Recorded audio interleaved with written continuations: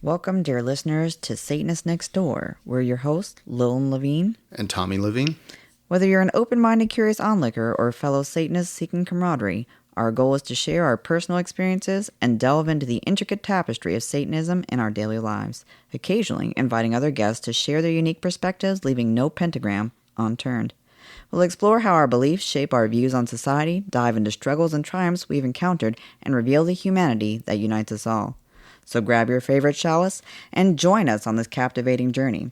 Satanists Nextdoor is ready to peel back the curtain and offer you a glimpse into our world, one captivating episode at a time.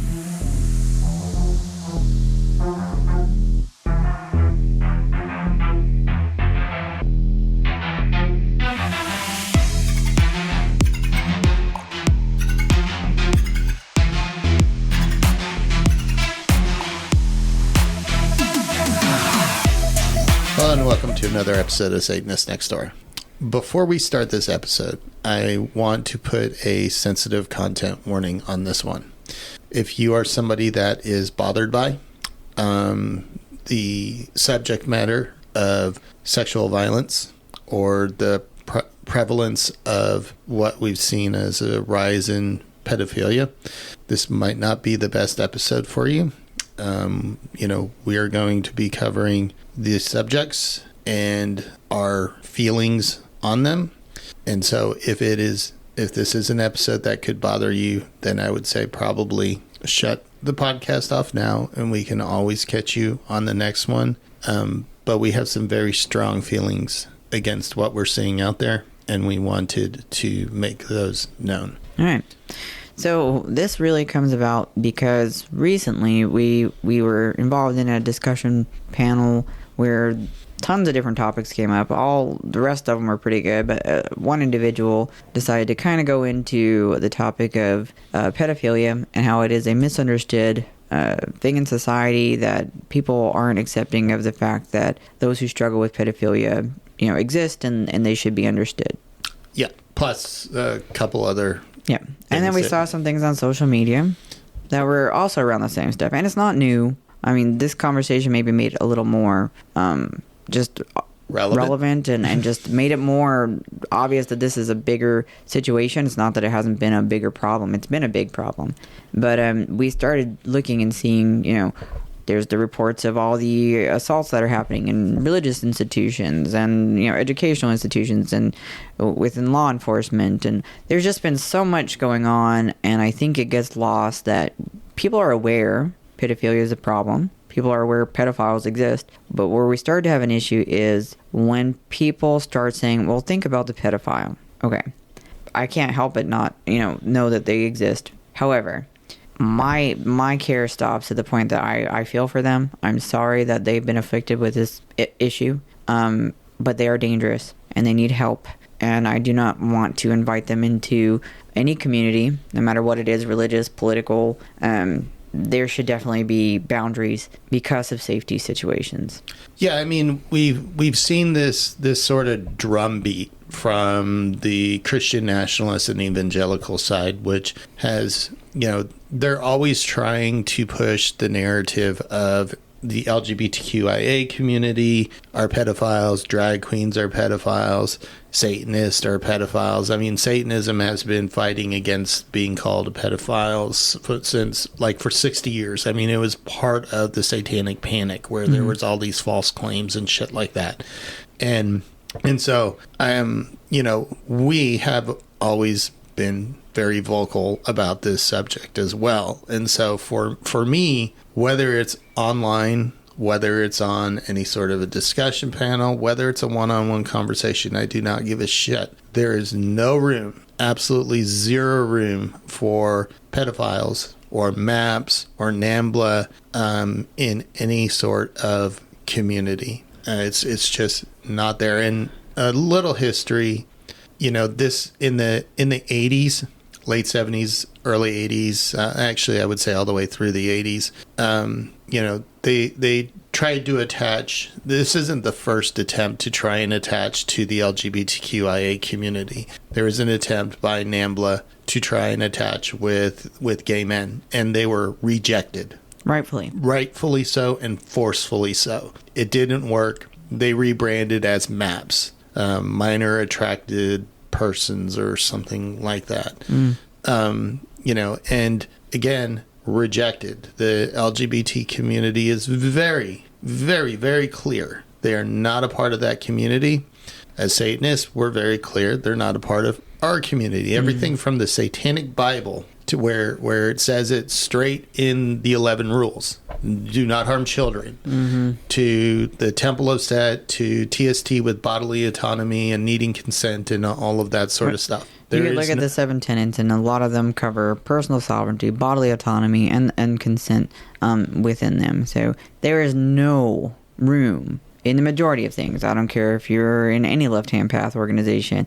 And I don't understand how any other religious beliefs make room for it, but that's not up to me. But most of these organizations that I'm aware of, most religious beliefs, they have a hard line, and they should. And if they don't, well, that's another problem. But yeah, like I said, it was a conversation that came up, and then I saw all the other conversations that kind of went around it, and the normalization of understanding that these are still people, and they should get care and respect, and no. They should get care. They should get mental health care, which sucks because here in the United States, mental health care is not taken seriously. There's not a lot of good care. There's a lot of concern around inappropriate practices for care, so I get that there are challenges. That aside, the only place that these people need to be accepted is in care of professionals who are aware of the affliction that they suffer with and can help to protect the greater community at large, specifically children who are incredibly vulnerable, especially to adults, because they're always told, listen to adults no matter what.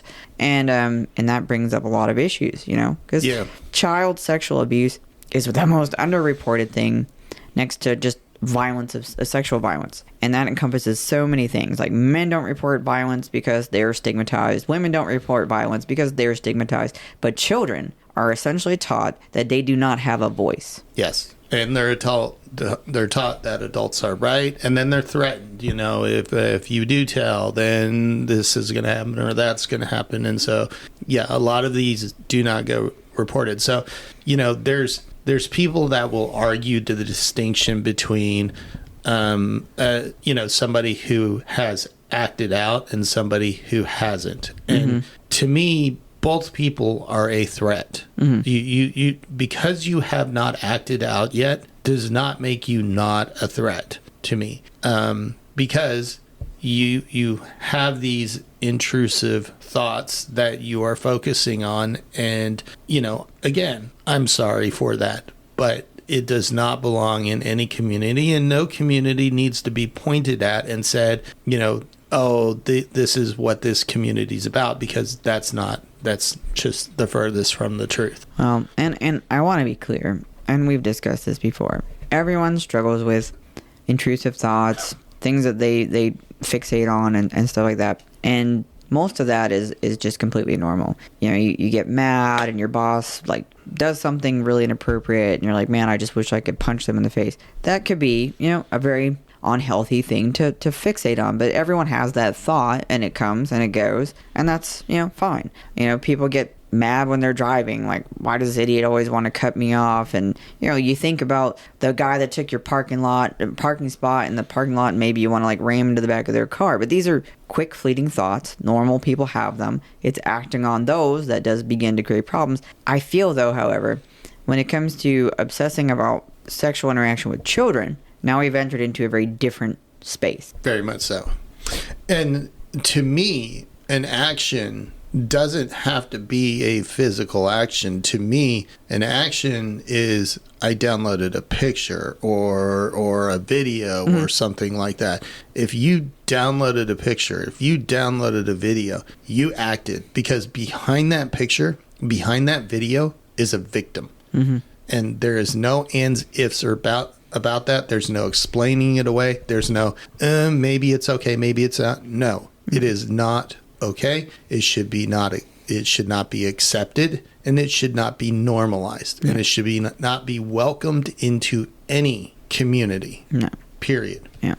I don't care if you pick up a clothing catalog that has kids in it because you want to look at them in that way. It's still wrong. And the reason why this conversation and this situation was so difficult for me, and it took me some time to really talk it over and think it out, is because, and I've mentioned this before and I've shared a bit about it, I personally was affected by sexual violence as a child. I was a victim of sex trafficking as a young child, and it colored a lot of my life from that moment to today.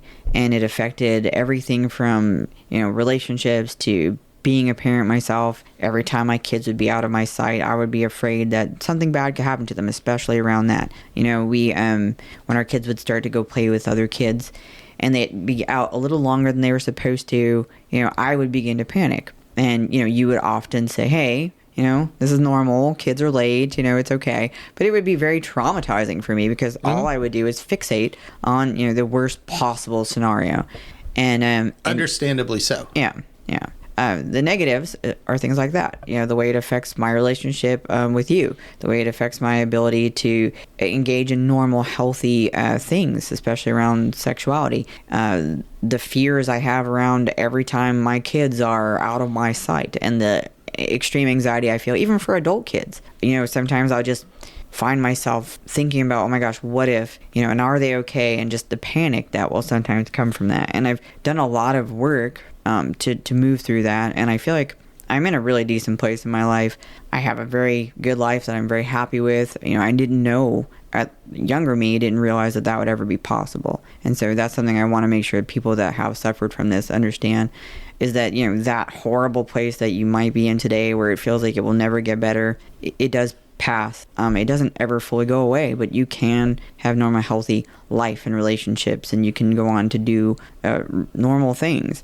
It just takes some work, and it takes a lot of understanding, and it takes a lot of, self-care and kindness to yourself. And I would say it also takes not surrounding yourself or having people in your community that are either, I hate to use this word, but it's a word that I've seen bouncing around online, that Maps use, coming out as pedophile. There is no coming out as a pedophile. It is not a sexual orientation. No. Pedophilia is not an orientation. It is an illness. People do suffer from it. It is sometimes, something that's forced on you because you were assaulted, and then you go on to fixate on these kind of thoughts. And some people are just this way for whatever reason. I don't know. It's got so many different aspects to it that one can't pinpoint any one specific thing. There's so many different reasons why people end up dealing with this. That said, those are things that those people have to deal with in safe, constructive ways. And it's very challenging for me because I don't feel like people who suffer from pedophilic fixations will ever be safe. No. I want them to be able to live lives just like I want to be able to live a life, but I need to know that they're not in a space with kids or vulnerable people who they can go on to harm. And this goes for anyone with extreme violent sexual thoughts, regardless of who they're on and what they're about. You don't belong around the people that you're fixating on doing those things to. The one exception that I will very clearly make, because I don't want to make people feel self-conscious, if you're involved in a healthy BDSM community with consenting adults, that's very different. Provided that you're following safe, healthy sexual practices and you're not harming people without their consent, and it's not a mutual relationship. If you're doing things that are intentionally designed to harm people and that's not something that you guys are very clear about, that's not okay, regardless of the reason, regardless of why it's something you deal with. Anything around children is never, ever okay. And that's what I was going to say. Even in that community, there is a very strict no minor, nobody. I mean, if you're a child, if you're under 18, you cannot consent, period. End of story. There is no ands, there is no ifs, there is no buts. And so that is just not okay. And it's not okay to normalize it. It's not okay to try and, look, if you personally want to make it your mission and to try and help people that have these intrusive thoughts that have not acted on them yet. I'm gonna put that out there. You're talking to people that have not acted on them yet. That is your choice, but you have to do that without putting other people and the rest of your community, whatever community it is, at risk. So that means whether you're in the LGBTQIA community, whether you're a Satanist, whether you're a pagan, whether you're a Christian, whether you're a Catholic, whether you're a Jew, no matter what community you are a part of, you cannot just welcome these individuals in and believe that it will be okay because Jimmy hasn't acted out yet. Right. No, Jimmy's a threat. And pedophilia isn't just limited to men. There are female pedophiles as well. So I don't want to sit there and pretend that there isn't. Right. But the issue is anyone that has a fixation, and it doesn't have to be intrusive thoughts. It could be any sexual fixation on minors. Anyone under the age of 18 needs to be under some sort of supervision, honest with themselves, honest with others, and to do the right thing, which is to stay away from the temptation that they are struggling with. And I'm sure that's difficult. Society is very intermixed, ages and stuff, but sexual abuse on children has no boundaries. It doesn't matter your, gender. It doesn't matter your ethnicity. It doesn't matter your wealth bracket. There's no boundary on sexual abuse and assault. And that's a problem. There's such a prevalence that there's literally no safe group of people from this issue. Yeah. And especially if the community is either practicing radical forgiveness, which you see in the Christian community. Well, so-and-so did this, but that was 5 years ago and they're better now. No, they're not better. They're still a threat. And if you welcome them into your community and you make them a youth minister or something like that, you have put your entire community and all those children at risk, because there is not a day that goes by, even though, we see Christian nationalists point to and try and make it out that drag queens and members of the LGBTQI community or Satanists or whatever are groomers. Allies, or anybody that's an ally, they try and point the groomer factor over. There's not a day that goes by that I do not see the reports of Christian youth ministers, of Christian pastors, of teachers, of police officers. In other words, people in the position of power that are arrested and convicted of something having to do with child sexual assault. Yeah. We're not talking about accusations. Nope. We're talking about people that were actually found to have committed acts of violence on children. And I want to make sure that distinction is clear. Accusing someone of something is not the same as them being guilty. We have to be very careful as individuals not to make assumptions about people without any actual clear evidence. If you feel uncomfortable, make every possible move to separate yourself from those individuals and to protect people and be honest with people about your concerns. It is okay to say, I have these feelings, I'm uncomfortable. It's not okay without evidence to make a claim about somebody, because that could ruin their life, and it's a very dangerous game to play. So I will put that out there. One of the reasons why that is something I feel it's important to say is because not too long ago, and I was very conflicted about this, the state of Florida decided to put the death penalty as an option for people who were deemed pedophiles.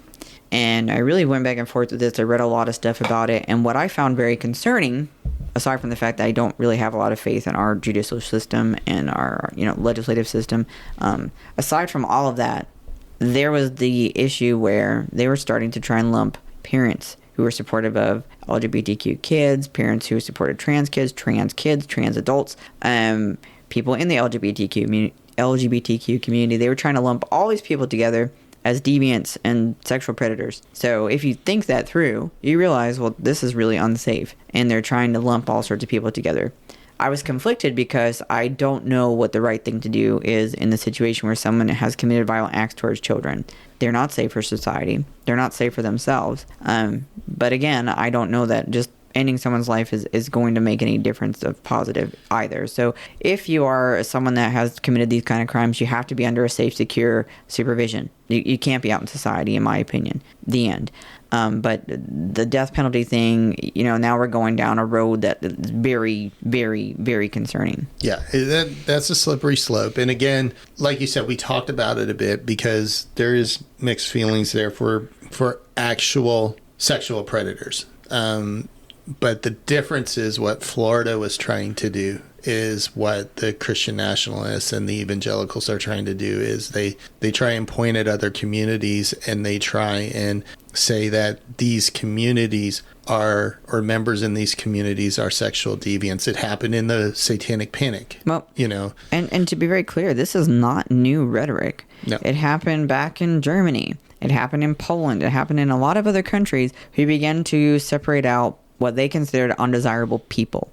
And every group that they considered undesirable, and it's not just the Nazis who did this. This is something that's happened even prior to that, but it happened during that period where they would say, oh, these people are all sexual deviants and they're a danger to society. And then they would start pushing them out and moving them into this other category, and it became very dangerous. And that is what we're seeing again today. So yes, I do believe that people that struggle with thoughts of pedophilia are a danger, point blank, end. But that is a very different thing from normal, healthy individuals who are seeking healthy relationships in communities like the LGBTQ community. That is not a sexual deviance. That is normal. If you as an adult or as a young person with people of your same age range are, having those desires to seek out relationships, that's what normal, healthy people do.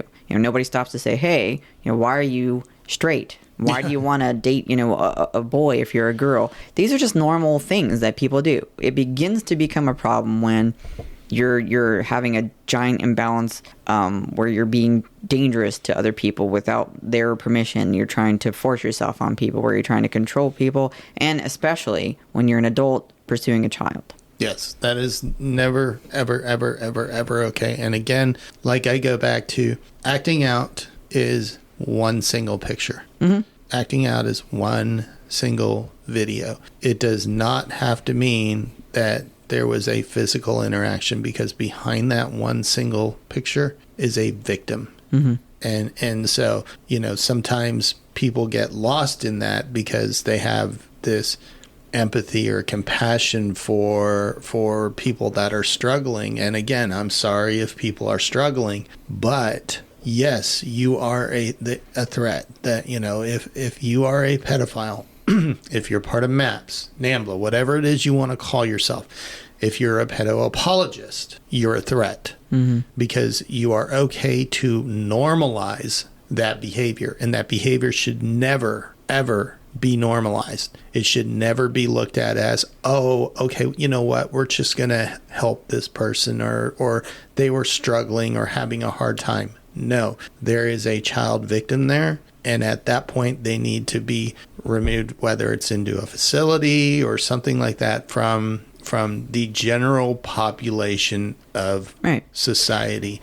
And therapy doesn't mean they go once a month and talk to somebody. These people are extremely dangerous. I'm not going to discuss the cadence at which people need to seek help, because if you're at different points in your personal, whatever controls that you're putting in place to protect other people, that's not up to me. But if you're actively having persistent thoughts, obsessive thoughts, if you're struggling, you should be being seen on a routine basis, because at that point you're at high risk to others. And I would argue even to yourselves, because I know from what I've seen, a lot of these people that do go on to harm people, then it becomes a perpetual cycle that they suffer with some of the things they do, which does very little to the people that they've harmed and essentially killed at that point in their life. Yeah, and I do believe, I truly do believe that there needs to be a lot more research put into this. Yes. There should be scientific research to try and figure out why, how, and is there a way to identify early and treat, all of that sort of stuff. There needs to be research into it. So there needs to be an acknowledgement that this is an issue, but not an acceptance, or not a what was the word I was using? Not making it so that it is acceptable, or that it is just a normal thing. I'm not going to do this whole I'm coming out as a pedophile. Don't disgrace other people who have struggled and agonized over very normal, healthy feelings to pursue normal, healthy relationships. You're not coming out. You're a danger. You have every obligation to yourself and to the community at large to alert people to these feelings. That's a healthy, responsible thing to do. You do not have the right to seek acceptance in a community or pretend that you are part of a community. You are part of a group of people who suffer from an unfortunate illness. Yeah, and when you normalize a situation, then it becomes dangerous, because then you get a group of people, like-minded individuals together, who then feed off of each other. And you brought up a movie. I did. Now you got to be careful. No, I know, but the premise of what you were saying makes sense, and that was what I was trying to get at. Just like I don't want to lump other people together with very inappropriate, very harmful things. I don't want to mistakenly say I'm saying these things are the same, because they are not. There is a movie called Soft and Quiet. I'm going to warn you, if you choose to watch this, it is not a documentary, it is a fictional movie. It is very, very disturbing. It's disturbing because it goes over topics of racial violence. It goes over sexual violence. There is a lot of things happening in this movie that are, in fact, disturbing. And it's even more disturbing because it's not that unrealistic in today's society. It is something I could absolutely see happening, which makes it that much more uncomfortable. And it's an incredibly dangerous thing. So essentially the premise of the movie is a group of individuals who identify as extremist white supremacist type people create essentially a group where they want to bestow upon the world the virtues of their specific love for white supremacy. And in this group, they begin to support one another and egg one another on, and it leads to exactly the worst places that you could imagine, and bad things absolutely happen. Yeah, they normalized the feelings. They normalized it, they gave voice to it, they gave support to it, and it led to them, instigating one another and then engaging in harmful behavior that was just... It was insane. The reason why I drew the parallel, the only reason I drew the parallel was because when I feel like things like NAMBLA, things like MAPS are groups that encourage people to act on the worst impulses from the thoughts that they have.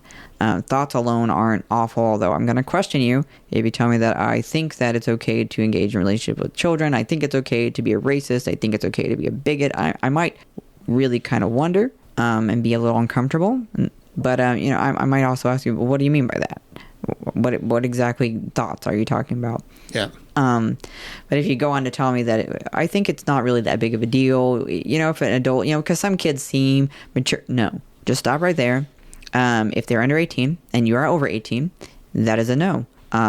People say, well, what about parents that, talk to their kids about comprehensive sexual education? That's not grooming. That's not pedophilia. That's called being responsible. You talk to kids at a very, very, very age-appropriate level about very specific things that have to do with... As someone that survived sexual violence, as an example, I would teach my kids from very early that they have spaces that are not okay for people to ever touch, or if people do act inappropriately or do things that make you uncomfortable, that you should talk to an adult. And then I would go on to well, what does that mean? Well, if someone were to pat your bottom and that made you uncomfortable, they shouldn't be doing that. You should tell mom or dad that someone did that. And then we would talk to that adult, and they said, well, what if the adult says that something bad could happen if I do that?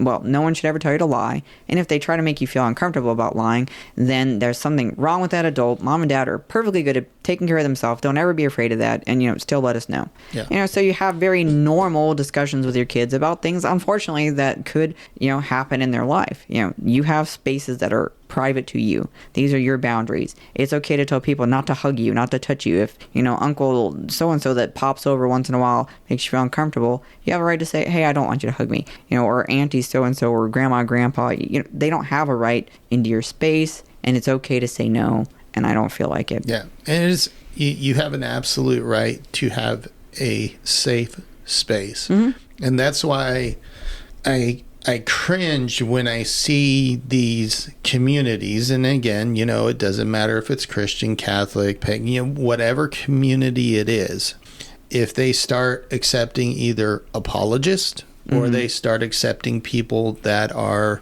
have, I hate this term, that come out as pedophiles, because to me, maybe we could just call it admit. Yeah, okay, we could just call it admitting. Let's do that, because that's coming out is something that healthy individuals that have normal sexual desires and normal identity thoughts, things like that, are being very vulnerable and sharing with people something that they know society doesn't consider acceptable, when in fact it is. So it's very different. Yeah, and unfortunately, that's the language that they use. That's why I was struggling to right. Okay, what do I say? Because it's not the same sort of thing. Yeah, you're not coming out. You're admitting. Yeah. And so when you allow those individuals into your community, you are risking your community. You are putting trauma on people in your community that are survivors of that as well. And it shouldn't be, and you're also normalizing it, and it should not be normalized. It is not okay. It is not something that should ever be normalized. No. And I don't care how much compassion you try and have. Again, even with TST, they have the tenets of compassion and empathy. At the end, it says within reason. Right. Now, this is beyond reason. Every community has an obligation to responsibly discuss the fact that these individuals exist in society. They do exist. They are real individuals, and they are afflicted with this for a variety of reasons. Not my job to be responsible for that. As people in a society, we have a right to be safe. We have a right to not have our personal boundaries violated, and we have a right to be respected, regardless of who you are, how old you are. This goes absolutely against all of that. So we as a community have an obligation to discuss the fact that it exists and to encourage people to be honest. With that without necessarily assuming the worst, but then to make very clear boundaries about those individuals and to encourage them to get help. I'm not discussing any kind of harm coming to them or vigilante justice sort of situations or, assuming that you know what that means in their life. I'm telling you, that's a point where you say, thank you for being honest. I encourage you to seek help and then to be very clear with them. If you have a family, you have an obligation to your family to protect them. You have an obligation to your, community to protect them. Nobody wants to or should be exposed to this individual without being fully aware of the reality of the things that they struggle with. And if that's too much for them, I'm sorry. That's an obligation you have to people when you have this problem. Yeah, and so when I see either people admitting to this or I see people pushing the propaganda, they're apologists, they're trying to normalize it. Maybe in their mind they think they're trying to do a good thing and help people be accepted. But no, this is nowhere close, nowhere even on the same page as the struggles that the LGBTQIA community have gone through to have normal relationships. Again, normal relationships. You might not like those relationships, but they are normal relationships. In no way, shape, or form is pedophilia a sexual orientation. No. It is a threat, and so the person, whether they have acted out or not, is a threat. And I would even say people pushing the propaganda are a threat for me. I want to be aware. If you're pushing that, I want to know that's how you think, because our levels of our fear indicators or danger indicators are way different, and I need to understand that about the people that I'm around. Right. Yeah. There's not a world in which I'm going to tell you that it's okay to normalize this, and it's not just pedophilia. If you're someone that has a sexual deviance that leans towards any kind of, whether that's, I saw something earlier today which was very disturbing for zoophiles. That's another yuck, gross thing where you're condoning the assault of animals. Oh. That's also gross. That's not acceptable. If you're someone that's fine with necrophiles, again, not okay. These are things that go, again, when you are breaching consent and when you are imposing your desires on other people, when you're using people instead of engaging in healthy reciprocal relationships, there is a problem. Yeah. And as part of this, because again, we see this propaganda. We see this stuff online, on social media all the time. We hear it occasionally in groups, as in discussion groups and things like that. And so I was kind of curious.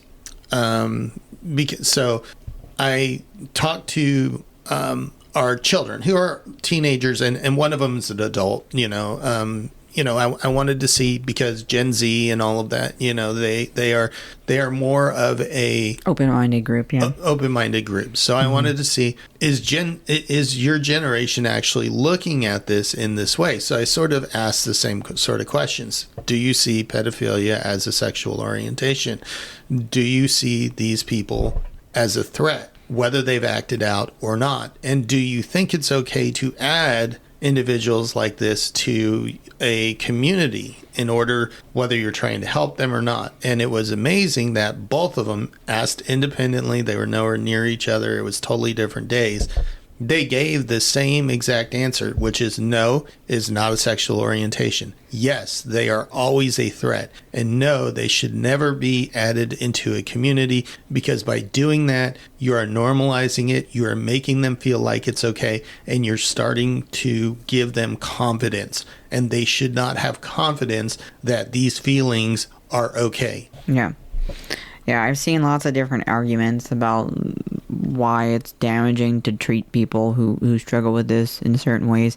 I saw some really not good comparatives drawn about, this is exactly how people used to talk about the LGBTQ community. Nope. Or immigrants. Oh my gosh, yeah. And I had to be very clear. That's another community that's been very harmed by this crappy narrative that people try to say, well, these people come over here and do these horrible crimes. No. Every single group in human existence has people that have sexual deviancies, and among them will always be a portion of pedophiles. Doesn't matter what the group is. Doesn't matter the gender. Doesn't matter any of the socio-political, socio-economical. It's not a barrier for people that struggle with this.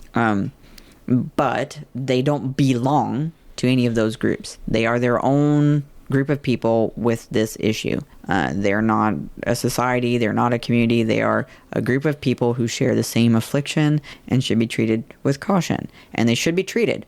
We need better medical care. We need better access to medical care. We need better screening processes in prisons, screening processes in different portions of our society. We need better options for people that struggle with the unhoused community, because there are people that have these issues that are not able to function. We need to be able to recognize that these people are dealing with that and to find safe ways to help ensure that they're getting the help they need and they're not a threat to other individuals. Yeah. And the one thing that I've always been able to hang my hat on, well, I shouldn't say always, because since I've become, in the 30 or so years that I've become a Satanist, that I've been able to hang my hat on, is that in no way, shape, or form has Satanism or Satanists ever accepted pedophilia. Whether NAMBLA, MAPS, whatever acronym rebranding they want to call themselves, it has always been very clear from the very start, no, this is not okay, it's not accepted. If anybody in the community finds out about somebody, they're ejected from the community. And I've always been able to feel very safe in the satanic community, because I know that it is like a core, one of those core sort of things. Whereas when I look at the Christian community, I see a lot of the opposite. I see radical forgiveness. Mm-hmm. I see them move, and I include Catholics in this. So when I say Christian, I go everything from Catholic all the way down to evangelicals.